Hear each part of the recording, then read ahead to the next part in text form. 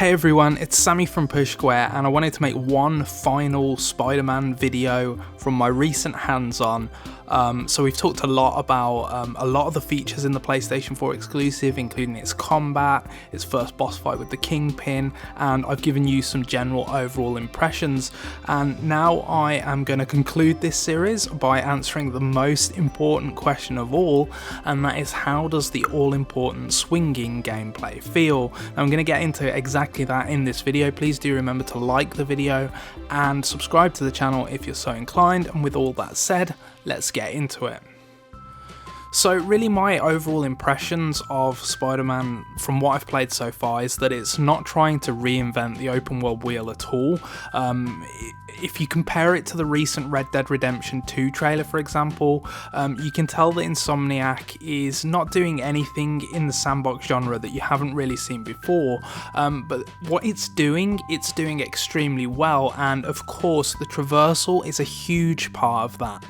Now, Spider-Man really does feel great to control. He moves with an acrobatic grace that's very responsive and befitting of the character, and the swinging is the most important part of that. So to get moving in the air, you basically pull the R2 trigger, and that's going to prompt Spider-Man to shoot out a web, and it'll attach to a building, and just using that mechanic you can navigate New York's urban jungle, but there is a lot more to it. So the developers resisted the urge to settle on a single navigation button like in, say, Assassin's Creed, instead opting to increase the skill level by layering a variety of other mechanics on the top.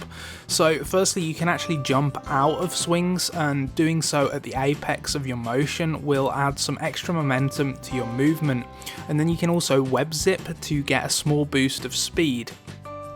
So if you pull the R2 and the L2 triggers in unison, you'll zip towards a perch point, and you can choose to land on this and just stop moving and survey your surroundings if you desire. But alternatively, what you can do is when you hit the perch, you can jump off it, and that'll give you another boost of speed. There are also tricks you can perform, and buildings can be used to kind of wall run across, and you can corner them again to build up more momentum and speed. Now, the way it's been designed is that anyone who picks up the controller can start swinging and having fun with the gameplay, but the more you play and the more you practice, the better you're going to get at moving around. It's one of those games where making your way to the destination is as much a part of the fun as what you actually do when you get there, and I reckon it's going to make some of the title's drier collectibles a little more engaging to find. Now, one thing that I did touch upon earlier in the video, but I really want to emphasize, is that webs definitely do attach to buildings or trees or other sort of surfaces.